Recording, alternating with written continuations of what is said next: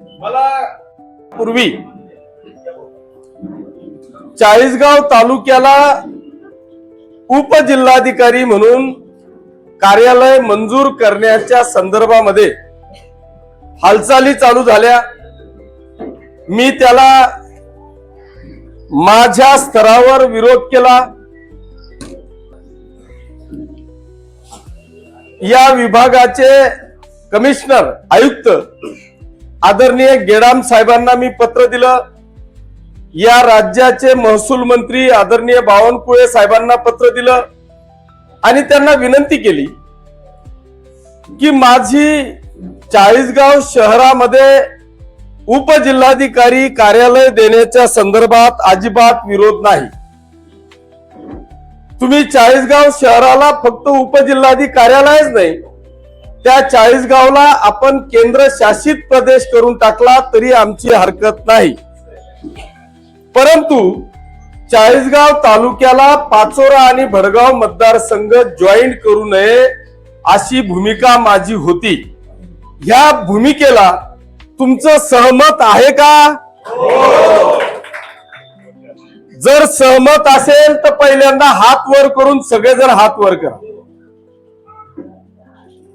हे फक्त विरोधाला विरोध नाही, याचं कारण असं आहे की मला पाचोऱ्याचा एखादा व्यक्ती असेल किंवा भडगावचा एखादा व्यक्ती असेल, त्याला जर का जळगावला उपजिल्हाधिकारी कार्यालय असेल आणि तिथं जर का त्याची एखादी तारीख आली तर त्या ठिकाणी हा काय माहिती रे असा, तर त्या ठिकाणी जर माणूस जळगावला गेला तर उपजिल्हाधिकाऱ्याच्या बरोबरच तिथे आमचं कलेक्टर ऑफिस आहे, तिथे सेशन कोर्ट आहे, तिथे जिल्हा परिषद आहे, तिथे एसपी ऑफिस आहे, तिथे डीडीआर आहे, तिथे सिव्हिल हॉस्पिटल आहे।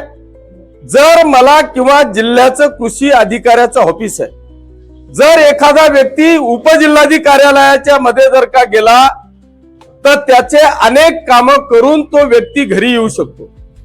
आपल्या बरोबरच या पाचोरा आणि भडगाव मतदारसंघातला जो वकील असेल की ज्या वकिलाला एक केस करता जर का उपजिल्हाधिकाऱ्याकडे जावं लागत असेल तर त्यांच्या देखील अनेक केसेस असतात, त्याच पद्धतीने ते तारखा देखील घेतात। आणि म्हणून आम्हाला चाळीसगावला उपजिल्हाधिकारी कार्यालय घेऊ नका असं अजिबात म्हणणं नाही।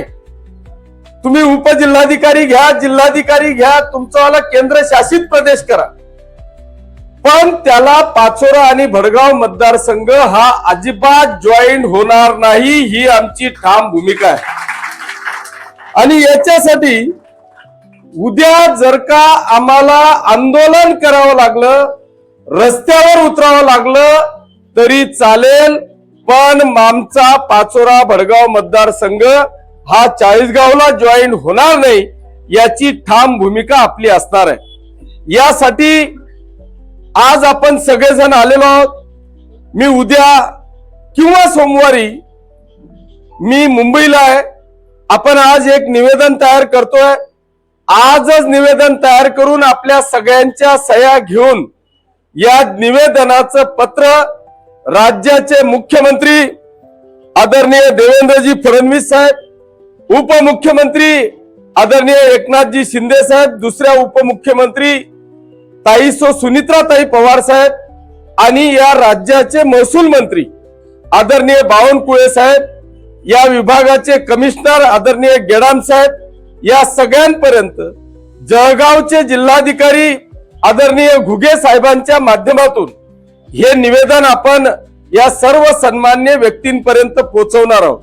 मी अपेक्षा करेल की हे आंदोलन चिघळण्याच्या आत आपण रास्त भूमिका घ्याल। एका चाळीसगाव तालुक्याला न्याय देत असताना इतर तालुक्यांवर अन्याय होणार नाही याची काळजी राज्याचे मुख्यमंत्री, उपमुख्यमंत्री आणि महसूल मंत्री घेतील अशी मला रास्त अपेक्षा आहे। पण जर का याच्यामध्ये आपल्याला अपयश आलं तर मात्र आपल्याला सगळ्यांना रस्त्यावर उतरावं लागणार आहे। मग मी जरी उद्या अशी जरी वेळ आली की पूर्ण मतदारसंघाच्या सह्या घ्यायच्या तर त्या अख्ख्या मतदारसंघाच्या सह्या घेऊन ते निवेदन दिलं जाईल. वेळ आली तर जेल भरो आंदोलन केलं जाईल. परंतु पाचोरा आणि भडगाव मतदारसंघ हा 40गावला जॉईन होणार नाही. याच्याकरता किशोरप्पाची आमदारकी पणाला लावावी लागली तरी चालेल, पण हा निर्णय होणार नाही. जर तसं झालं तर मग आपण याला सर्वस्वी जबाबदार, जे काय होईल त्याला सर्वस्वी जबाबदार हे शासन असणार आहे. याचं कारण असं आहे की मी पहिल्यांदा जेव्हा प्रस्ताव केला त्यावेळेस आदरणीय बावनकुळे साहेबांना भेटलो. त्यांना देखील सांगितलं, त्यांनी सांगितलं की तू सांगतोय ते 100% बरोबर आहे. फिजिकली हा प्रस्ताव तिथं योग्य नाही असं खुद्द बावनकुळे साहेबांनी सांगितलं आणि तो प्रस्ताव रद्द करण्यात आला. तशा बातम्या प्रिंट मीडिया आणि इलेक्ट्रॉनिक मीडियाच्या माध्यमातून देखील आपण सगळ्यांनी ऐकल्या. हे असं असताना, प्रस्ताव रद्द झालेला असताना एखाद्याचा हट्ट पुरवण्यासाठी दुसऱ्यांवर अन्याय आम्ही सहन करणार नाही. तो हट्ट पुरवण्यासाठी पुण्यावरून डायरेक्ट सूचना केल्या गेल्या की तुम्ही पुन्हा प्रस्ताव पाठवा. तो पुन्हा प्रस्ताव तिथे गेलेला आहे. ती गोष्ट एवढी सोपी नाही. ती पुन्हा माननीय कमिशनर पर्यंत येईल. कमिशनर तो प्रस्ताव जाहीर करतील, त्याच्यावर हरकती मागवतील, पण तो प्रस्ताव जाहीरच होऊ नये अशी भूमिका आपण सगळ्यांनी घेतलेली आहे, घ्यावी लागणार आहे. जर एकदा का ते झालं तर मग इथून मला 60 किलोमीटर माझ्या पाचोरात सांबेरचा आमचा एखादा व्यक्ती आहे ज्याला 20 किलोमीटरवर जळगाव आहे, तो सामनेरच्या व्यक्तीला 70 किलोमीटर जावं लागणार आहे. राणीच्या बांबरूरचा व्यक्ती आहे, आमच्या दहीगाव डोकलखेडाचा व्यक्ती आहे, इकडे पिंपळगाव वरसाळ्याचा व्यक्ती आहे. हे जर का टोकाचे गाव जर आपण पाहिले तर आपल्याला एकाला सुद्धा या पाचोरा आणि भडगाव मतदारसंघातल्या एकही व्यक्तीला, जर तुम्ही भडगाव तालुक्यातला आमर्द्याचा विचार केला किंवा तिकडच्या आमर्द्याच्याही पुढे वलवाडी असेल, या गावांचा विचार केला तो वलवाडीवाला 35 मिनिटात जळगावला जातोय, अंचलगाववाला 30 मिनिटात जळगावला जातोय. त्याला तिथं सगळ्या प्रकारच्या सुविधा आहेत. महाराष्ट्रातले किंवा जिल्ह्यातले सगळ्या प्रकारचे कलेक्टर, SP, CO, जिल्हा कृषी अधिकारी, DDR सगळेच्या सगळे ऑफिस तिथे असताना मी अशा एखाद्याच्या हट्टापायी आमच्यावर अन्याय सहन करणार नाही. मी तर पहिलेच सांगितलं की तुम्ही 40गावला केंद्रशासित प्रदेश जाहीर करा, पण आमच्यावर आम्ही अन्याय सहन करणार नाही. याच्याकरता आपल्याला सगळ्यांना याच्यासाठीच, कारण मी सकाळी लोकमतला बातमी वाचली आणि बातमी वाचल्यानंतर तातडीने PA ला सांगितलं की मला 1 वाजता कुठल्याही परिस्थितीत सगळ्या पदाधिकाऱ्यांना, लोकप्रतिनिधींना इथे बोलवा आणि बोलून मला तातडीने ही मीटिंग घ्यायची आहे. मी एकटाही पत्रकार परिषद घेऊ शकलो असतो, पण हा निर्णय माझ्या एकट्यापुरता नाही. हा निर्णय आपल्या प्रत्येकावर अन्याय होणार आहे. जर असा अन्याय होणार असेल तर आपण बाळासाहेबांचे शिवसैनिक आहोत. सत्तेला लाथ मारून अन्यायावर वाचा फोडण्याची धमक ही आपल्या शिवसैनिकांमध्ये असली पाहिजे आणि ती धमक आपल्या सगळ्यांमध्ये आहे. म्हणून आज आपण हे मोठं पाऊल उचलतोय. माझी सगळ्यांना विनंती आहे की येणाऱ्या काळामध्ये ह्या विषयाला, एक काम नाही झालं चालेल, पण ह्या कामाला आपल्याला कायमस्वरूपी संपवावं लागणार आहे. अन्यथा आपल्या येणारी पिढी आपल्याला माफ करणार नाही.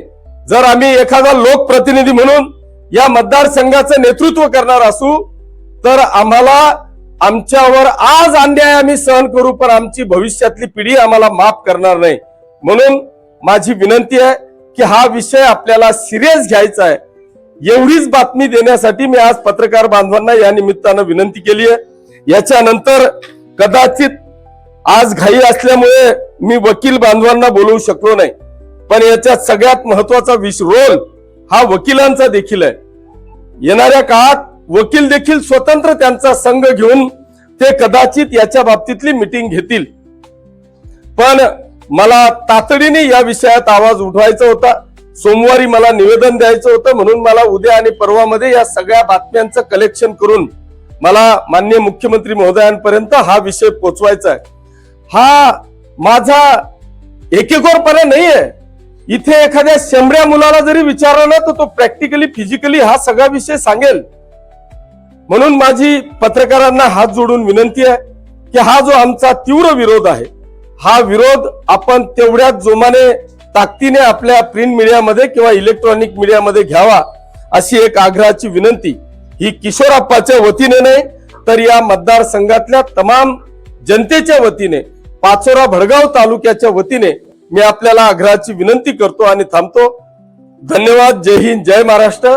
आता फक्त पत्रकार बांधव जातील, आपण सगळेजण इथंच थांबावं अशी विनंती।